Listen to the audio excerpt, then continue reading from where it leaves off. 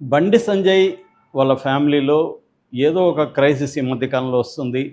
ముందుగా బండి సంజయ్ కొడుకు బండి భగీరథ్ మీద పోక్సో కేసు పెట్టారు. గత ఆహ్, య వారం రోజులు 8 రోజుల నుంచి క్రైసిస్ నడుస్తుంది. అతన్ని అరెస్ట్ చేయాలని విపరీతంగా ప్రజా ఉద్యమాలు చెలరేగుతున్నాయి. మరోపక్క అతన్ని అరెస్టు చేయకుండా పోలీసులు ఉన్నారని విమర్శలు కూడా వస్తున్నాయి. ఈ నేపథ్యంలో అతను ముందస్తు బెయిల్ కోసం కోర్టుకు వెళ్ళాడు. Supreme court senior advocate Niranjan Reddy అతని తరపున ఆర్గ్యూ చేశాడు. ఆయన ఆహ్, ఇంటీరియం బెయిల్ అయితే రాలేదు. అయితే ఈ ముందస్తు బెయిల్‌కి సంబంధించి మాత్రం నెక్స్ట్ వీక్ విచారణ జరిగే అవకాశం ఉంది. ఈ లోపల అరెస్టు చేయొద్దని కూడా ఎటువంటి ఆదేశాలు కోర్టు ఇవ్వలేదు. కాబట్టి అరెస్టు చేస్తారా? లేకపోతే మన ముఖ్యమంత్రి రేవంత్ రెడ్డి చెప్పినట్టుగా ఆయనే తండ్రి వచ్చి కొడుకుని అప్పగించాలన్నట్టుగా సైలెంట్గా ఉండిపోతారా అనేది చూడాలి. అయితే ఈ నేపథ్యంలో బండి సంజయ్ కరీంనగర్లో హనుమత్ జయంతి సందర్భంగా చాలా ఆవేదనతో, ఆగ్రహంతో బెదిరింపులు కూడా చేశాడు. అలా అట్ ద సేమ్ టైం చాలా బాధపడుతూ కూడా నా కొడుకు నేను టైం కేటాయించలేకపోయాను, దానివల్లనే ఇవన్నీ జరుగుతున్నాయి, కేటాయించుకోవడానికి కారణం ప్రజల కోసం నేను నా టైం పెడుతున్నాను కాబట్టి నాకు టైం లేదు అంటే అది కూడా ప్రజల మీద వేసేసాడు ఆయన. దానివల్ల ఇవన్నీ జరుగుతున్నాయని చెప్తున్నాడు. సో ఈ నేపథ్యంలో ఇప్పుడు బండి సంజయ్ తల్లి బండి శకుంతలమ్మకి హార్ట్ ప్రాబ్లం వచ్చిందని కరీంనగర్లో చైతన్యపురి వాళ్ళ సొంత ఇంట్లో ఉన్నప్పుడు నిన్న రాత్రి ఆమెకి సడన్గా వచ్చిందని ఇమ్మీడియట్గా ఆమెను హైదరాబాద్లో ఫైనాన్షియల్ డిస్ట్రిక్ట్లో ఉండే మెడికవర్ హాస్పిటల్కి తీసుకెళ్లారని, అక్కడ యాంజియోప్లాస్టీ చేశారని, యాంజియోప్లాస్టీ చేసిన తర్వాత ఆమెకు గుండెలో రక్తనాళాలు లో బ్లడ్ బ్లాక్ అయింది కాబట్టి స్టంట్స్ వేయాలని చెప్పి స్టంట్స్ వేశారని చెప్తున్నారు. ఆమెకి 75 ఏళ్ళు కాబట్టి ఆ ఏజ్లో జనరల్గా ఈ హార్ట్ ఇష్యూస్ వస్తాయి. ఇవాళ 30స్లో 40స్లో కూడా విపరీతంగా స్టంట్లు వేయడం జరుగుతుంది. కాబట్టి స్టంట్లు వేయడం అనేది నిజానికి పెద్ద సీరియస్ విషయం కాదు. కాకపోతే ఆమెకి గుండెపోటు వచ్చింది అన్న ఇది చేస్తున్నారు. అది గుండెపోటు కాదు, యాక్చువల్గా ప్రాబ్లం వచ్చింది. దాంతో డాక్టర్ల దగ్గరికి తీసుకెళ్లారు. డాక్టరు యాంజియోప్లాస్టీ, యాంజియోగ్రామ్ ఇవన్నీ చేశారు. చేసి ఆమెకు బ్లడ్ బ్లాక్ ఉంది గుండె నాళాల్లో కాబట్టి ఆ బ్లాక్ని క్లియర్ చేయడం కోసం స్టంట్స్ వేశారు. ఇది మామూలుగా జరిగే ప్రాసెస్సే కాబట్టి పెద్ద ఆందోళన చెందాల్సిన అవసరం లేదు. అయితే బండి సంజయ్ ఢిల్లీ నుంచి హుటాహుటిన దీనికోసం వచ్చాడని చెప్తున్నారు. సో అంటే ఇది ఒక రకంగా స్ట్రెస్ కూడా ఆమెకు ఉండే అవకాశం ఉంది. ఎందుకంటే ఈ బయట తన మనవడి గురించి బీభత్సంగా వీడియో, చాలా దుర్మార్గుడు అన్నట్టు, రేపిస్ట్ అన్నట్టుగా వీడియోలు వస్తున్నప్పుడు వాళ్ళు ఎవరికైనా వాళ్ళ ఇంట్లో వాళ్ళకి తన కొడుకు కానీ తన మనవడు కానీ నిర్దోషనే వాళ్ళు నమ్ముతారు. అతను చెప్పే మాటలే వాళ్ళు నమ్ముతారు. ఇదంతా కూడా కావాలని చేస్తున్నారు, రాజకీయ కుట్రని కూడా నమ్మే అవకాశం ఉంది. దానివల్ల ఖచ్చితంగా స్ట్రెస్ అనేది వాళ్ళకి పడుతుంది. ఆ స్ట్రెస్లో నుంచి ఇవన్నీ జరుగుంటాయి. సో ఎందుకంటే వాళ్ళ బండి సంజయ్ ఒక రాజకీయ నాయకుడు, కేంద్ర మంత్రి కాబట్టి ఆయనకి వ్యతిరేకంగా ఇక్కడ బీఆర్ఎస్ స్టాండ్ తీసుకోవడం, ఈ కేసులో బీఆర్ఎస్ కానీ ఎంటర్ కాకపోతే అసలు ఈ కేసు ఈ స్థాయిలోకి కూడా వచ్చేది కాదు.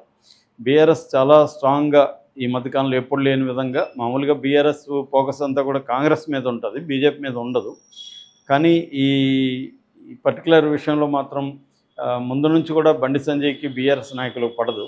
సో అలాగా తీసుకున్నారు. రెండవ ఆస్పెక్ట్ ఏంటంటే విత్ ఇన్ ద బీజేపీలో కూడా ఇటు కిషన్ రెడ్డికి కానీ, లక్ష్మణ్కి కానీ, ధర్మపురి అరవింద్కి కానీ, ఈటెల రాజేంద్ర లాంటి వాళ్ళకి కూడా బండి సంజయ్ ఇంత పడదని ఒక వార్త ఉంది. దాన్ని బేస్ చేసుకొని అందుకనే వాళ్ళు కూడా ఎవరు బండి సంజయ్ గట్టిగా నిలబడి దీని రాలేదు. వాళ్ళు కూడా చట్టం తన పని తను చేసుకుపోతుంది, మాకు సంబంధం లేదన్నట్టు మాట్లాడారు. చివరికి బీజేపీ అధ్యక్షుడు రామచంద్రరావు కూడా అది ఆయన వ్యక్తిగత విషయం, మాకు సంబంధం లేదు అని మాట్లాడారు. సో ఇక్కడ అందరూ చెప్పేది ఏంటంటే ఆ బండి సంజయ్ కానీ తన కొడుకు మీద ఆరోపణలు వచ్చినప్పుడు తన కొడుకుని పోలీస్ స్టేషన్లోకి తీసుకొచ్చి అప్పగించి, నేను ఒక హోంశాఖ మంత్రిని, నేను ఇలాంటి అనేక కేసుల్లో పోలీసులు స్ట్రిక్ట్గా వ్యవహరించాలి అని అనేకసార్లు నేను కానీ మా నాయకుడు అమిత్ షా కానీ హోంశాఖ మంత్రి చెప్పాము. మేము పిల్లలకు సంబంధించి మైనర్ల బాలికల మీద జరుగుతున్న అత్యాచారాలకు సంబంధించి చాలా స్ట్రిక్ట్గా జరగాలి, న్యాయం జరగాలని మేమే అనేక ప్రభుత్వాలకి సూచించిన సందర్భాలు ఉన్నాయి. అలాంటిది మా ఇంట్లో నా కొడుక్కి ఇలాంటి ఒక ఆరోపణలు వచ్చినప్పుడు ఇది చట్టం తన పని తను చేసుకుపోవడానికి నేనే సహకరిస్తాను, ఆ అబ్బాయి భయంతో ఎక్కడో దాక్కున్నా కూడా నేనే చెప్పి తీసుకొచ్చాను అని కానీ చెప్పి అప్పగించుంటే దేశవ్యాప్తంగా ఆయనకి బ్రహ్మాండమైన పేరు వచ్చిండేది. ఒక మంత్రి స్వయంగా చట్టాన్ని గౌరవించడం కోసం పోక్సో లాంటి సీరియస్ కేసు వచ్చినప్పుడు non bailable and cognisable case కాబట్టి ఖచ్చితంగా అరెస్ట్ అనేది అక్కడ కంపల్సరీ కాబట్టి మ్యాండేటరీ. సో దానికి ఆయన సహకరించాడు అనేది నేషనల్ లెవెల్లో ఆయన హీరో అయిపోయిండేవాడు. ఇక్కడ కూడా ఆయనకి ఫాలోయింగ్ భయంకరంగా పెరుగుండేది.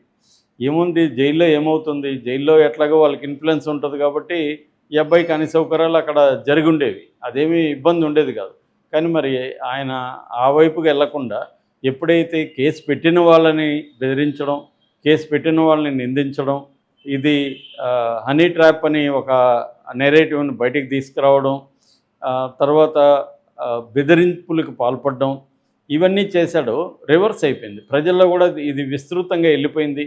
కామన్ పీపుల్ కూడా నమ్ముతున్నారు ఇతను బండి భగీరథ్ చేసినాడు అనేది నమ్ముతున్నారు. ఎందుకంటే అతను పెట్టిన కంప్లైంట్లో కూడా ఈ అమ్మాయి తెలియదనో నాకేం సంబంధం లేదని అనట్లేదు. రివర్స్లో వీళ్ళే నన్ను ట్రాప్ చేశారు అంటున్నాడు. ట్రాప్ చేయడం అంటే ఏంటి, క్లియర్గా అమ్మాయితో లైంగిక సంబంధాలు ఉన్నట్టుగానే ఇండైరెక్ట్గా అతను ఒప్పుకున్నట్టుగానే ఉంది. సో క్లియర్గా ఏంటంటే ఆ అమ్మాయిని బెదిరించి భయపెట్టి వేదనకు గురి చేసి ఫోర్స్ఫుల్గా చేశాడా లేకపోతే ఆ అమ్మాయి కాన్సెంట్తో చేశాడా అనేది తెలియదు. కానీ చేసింది వాస్తవం అనేది అందరూ నమ్ముతున్నారు. సో ఇది చేసింది వాస్తవమైనప్పుడు ఆ అమ్మాయి అనుమతితో చేసినా కూడా ఇతను నేరస్తుడే. ఎందుకంటే పోక్సో చట్టం ఏం చెప్తుందంటే 18 ఏళ్ల కంటే చిన్నపిల్లలు, వాళ్ళు మగవాళ్ళైనా ఆడవాళ్ళైనా, వాళ్ళతో 18 ఏళ్ళ కంటే పెద్ద ఉన్న మగవాళ్ళు కానీ ఆడవాళ్ళు కానీ వాళ్ళు నేరస్తులుగా పరిగణించబడతారు. అది కానీ అగ్రెసివ్గా వాళ్ళని ఫోర్స్ఫుల్గా చేస్తే 20 ఏళ్ళ నుంచి జీవితాంతం కూడా జైల్లో ఉండాల్సి వస్తుంది. లేటెస్ట్గా బోయినపల్లి పోలీస్ స్టేషన్ పరిధిలో వరదరాజ్ అనే ఒక పోలీస్ కానిస్టేబుల్కి పోక్సో కేసులో 30 ఏళ్ళు జైలు శిక్ష పడింది. కాబట్టి ఇది చాలా సివియర్ కేసు. ఇలాంటి కేసులో సంజయ్ ఆయన చేయాల్సిన బాధ్యత కొడుకుని తీసుకెళ్ళి అప్పగించడం, అది చేయకుండా ఎవరోనో బెదిరించడం, తర్వాత ఆ అమ్మాయిని అంటే విక్టిమ్ బ్లేమింగ్ అంటారు. ఆ అమ్మాయి క్యారెక్టర్, ఆ అమ్మాయి చాలామంది అఫైర్లు ఉన్నాయని, ఇది ఒకటే ఫస్ట్ కాదని, ఆ అమ్మాయే తిరిగిందని, ఆ అమ్మాయి వాళ్ళ ఫ్యామిలీ కలిసి ఇతను ట్రాప్ చేశారని నెరేటివ్స్ భయంకరంగా, అది కూడా బీజేపీ సపోర్ట్ చేసేవి, బండి సంజయ్ని సపోర్ట్ చేస్తున్న గ్రూప్స్లో ఛానల్స్లో విపరీతంగా పెడుతున్నారు. అందులో 2 ప్రముఖ యాంకర్లు కూడా, మహిళా యాంకర్లు కూడా ఈ స్టాండ్ తీసుకున్నారు. మెల్లమెల్లగా బీజేపీని సపోర్ట్ చేసే ఒక లేడీస్ గ్రూప్ ఉంటుంది, కరాటే కళ్యాణ్ లాంటి వాళ్ళు కూడా మెల్లమెల్లగా ఆ అమ్మాయికి యాంటీగా మాట్లాడడం మొదలుపెట్టారు. ఇక్కడ అర్థం కావాల్సింది ఏంటంటే ప్రజలకి, ఆ అమ్మాయి వాలంటరీగా ఇతనితో సెక్స్ చేసిందా, ఆ అమ్మాయికి ఇంకొక 10 మంది అఫైర్లు ఉన్నాయా, అవన్నీ ఇమ్మెటీరియల్. ఆ అమ్మాయితో ఇతనికి సంబంధం ఉందా లేదా, ఆ అమ్మాయి మైనరా కాదా, ఈ 2 అంశాలే ఇంపార్టెంట్. ఆ అమ్మాయి మైనర్ అని ప్రూవ్ అయిపోయింది. ఆల్రెడీ 2 రకాల సర్టిఫికేట్లు ఉన్నాయన్నారు. అవన్నీ చూసి పోలీసులు నిన్ననే నిర్ధారించారు అమ్మాయి మైనర్ అనేది 100% ప్రూవ్డ్. సో ప్రూవ్ అయినప్పుడు అట్లాగే ఇతను అనేది కూడా ప్రూవ్ అయింది. ఈ 2 అంశాలు ఉన్నప్పుడు ఖచ్చితంగా ఇతనికి శిక్ష అర్హుడు చట్ట ప్రకారం, పోక్సో చట్ట ప్రకారం. సో ఇది వదిలేసి ఆ అమ్మాయిని బదనాం చేయడం, ఇవన్నీ చేయడం వల్ల ఉపయోగం లేదు. ప్రజలకు అందరికీ తెలిసిపోయింది ఇది క్లియర్గా. అందుకనే వాళ్ళ అమ్మాయి తల్లి కూడా నిన్న బాధపడుతూ చాలా పెద్ద లేఖ రాసింది. ఏదేమైనా బండి సంజయ్ వాళ్ళ ఇంట్లో కూడా ఇది క్రైసిస్ ఉంటుంది, వాళ్ళకి స్ట్రెస్ ఉంటుంది. ఆ నేపథ్యంలోనే ఆమె గుండెపోటు వచ్చిన అవకాశం ఉంది. ఆయన భార్య, వాళ్ళ బండి భగీరథ్ వాళ్ళ తల్లి కూడా చాలా వేదనకు గురవుతుంది. ఖచ్చితంగా అవన్నీ జరుగుతాయి. కానీ చట్ట ప్రకారం జరగాల్సింది జరగాలి, అది ఇంపార్టెంట్.